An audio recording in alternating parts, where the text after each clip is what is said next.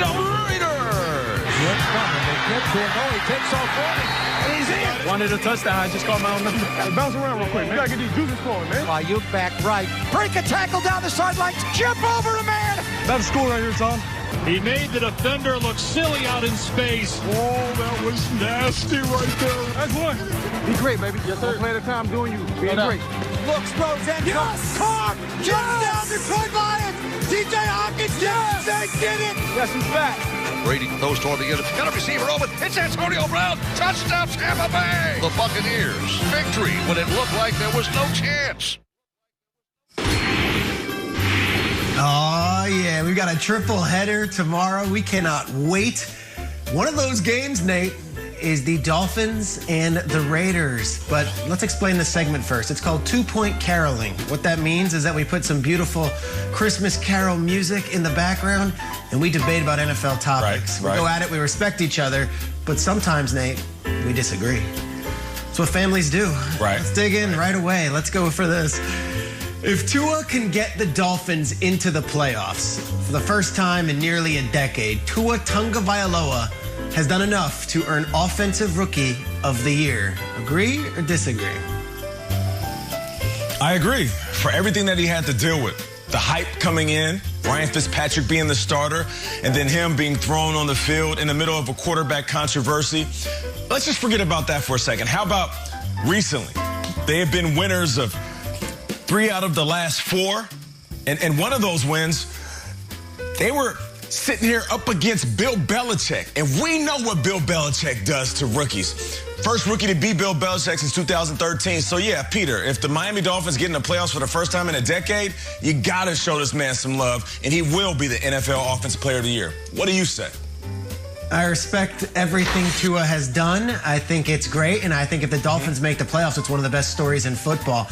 Justin Herbert's the Offensive Rookie of the Year. Justin Herbert has dealt with far more adversity than what Tua has dealt with this season, and yet still is about to break Baker Mayfield's rookie quarterback touchdown record and has been absolutely dynamite for a beleaguered Chargers team that is without Keenan Allen last week, without Mike Williams, without all of their starters on defense. Derwin James isn't on the field, and I'm not saying that Herbert is lighting it up in the wins column. I think Justin Herbert has done everything he possibly could have done as a rookie quarterback in his first season on the NFL football field. Justin Jefferson's going to get consideration. James Robinson will get consideration. But Nate, when it comes down to it, I think it's going to be Herbert over Tua. That's how I see it. Either way, the future is in good hands with these two young quarterbacks. We can't wait to see who wins that actual award. All right, so one of the biggest topics that we've been touching on the show is the recent decline of the Pittsburgh Steelers. Now, Juju Smith-Schuster, he's been doing his thing, a little TikToking on the opposing team's logos, and he's been getting a lot of flack for that. So the question, here's the statement. Juju's TikTok dancing has been an issue, but it's the typical media overreaction that is the big deal. Oh, it's the media's fault. I'm going to ask the producers to turn down the caroling and all that. It's a lot right now. I'm also going to remove this Ravens robe so I'm not called...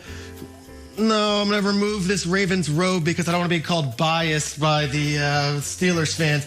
It's not the media's fault that Juju was selfish and started TikToking all over these logos. And it's like when the serpent eats its own tail. This is what it is. When it becomes a topic and the team has to address it in week 16 and week 17, it is an issue. It's not a media story.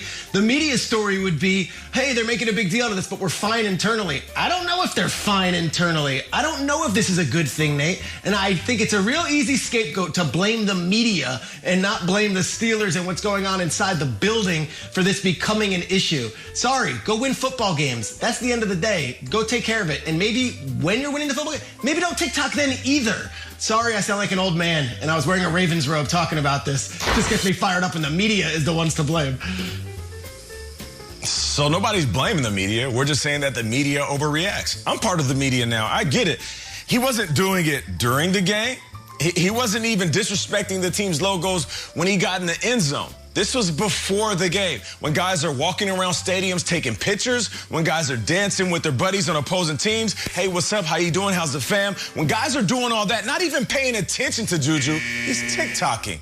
The team is playing bad because the team is playing bad.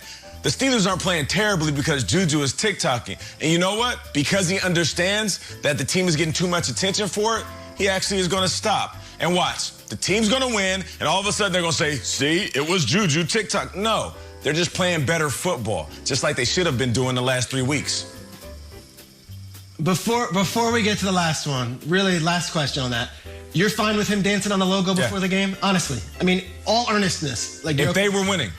If they were winning, it'd be perfectly fine. The fact that they're losing, and he admits it and says, you know what, I'm done with that. That just shows maturity. And people try to compare him to Antonio Brown. They're not the same dude. They're not the same dude. The fact that Juju is stopping, that shows that he's built a little bit differently. All right, last one really quickly. Everyone's got Christmas decorations up in their house and on the outside of their house, all over their lawns. Nate, when is an appropriate time that it's okay to keep up the decorations? When should they come down by? I say keep them up all year long. Just leave them out. I like to pass by somebody's house during the summertime and be like, are those Christmas lights? I respect it, fam. Yeah, I'm one of those. And listen, why take them down? Who cares? You paid for them. What do you say? I'd say this. Typically, like around Martin Luther King Day, around Valentine's Day, if they're still up, that shows a sign of untidiness, and maybe it's not great for the rest of the neighborhood.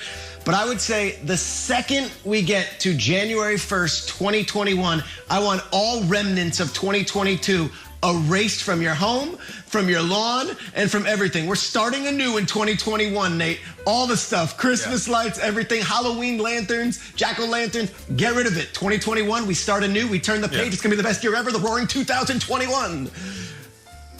Yeah, if you look at it like that, just burn it all. Burn everything from 2020. Let's move on. 2020 was a beast. 2020 was a beast, so are you. We got football.